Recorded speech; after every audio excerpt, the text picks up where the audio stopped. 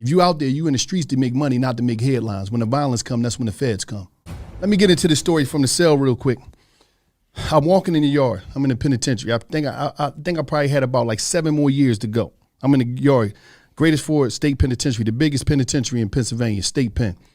So when I walk in the yard, one of my homies, he worked on the intake block. So he like, yo, man, there's some young boy came on the block. He said you his uncle. I say, uncle? I'm like, damn, my nephew ain't in the joint. What are you talking about? Mm-hmm. So he say, man, his name Charles. I say, Charles? I said, no, I don't know what you talking about.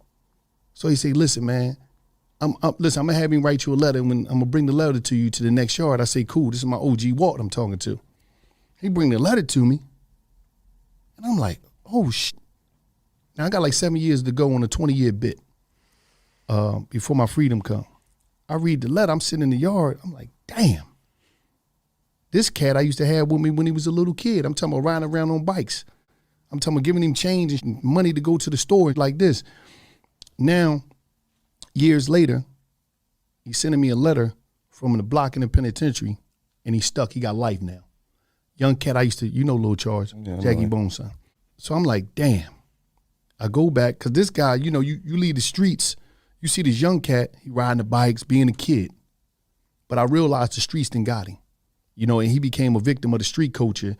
And, you know, I knew who he was, but I think he forgot who he was, and he leave himself, because in the streets, we leave ourselves because we chasing acceptance, and we always got to prove that we're a real nigga and that we ain't no pussy. And I realized that was something that probably happened with him, not knowing his case altogether, so I'm not going to speak on that. But I know a lot of times in the street culture, we always got to prove ourselves, and it's about acceptance a lot of times. And a lot of people that's operating in the streets, a lot of motherfuckers ain't killers. They not really tough. But if you see one of your friends get victimized, they get their brains blown out or get shot up, that immediately put fear in you. You rolling around with this pistol because you're scared to death. Now, to those that's out there that's stepping outside of themselves because they want to be a part of this culture that they call the street game and they want to be a real nigga, think about it and ask yourself, you got 30 in you?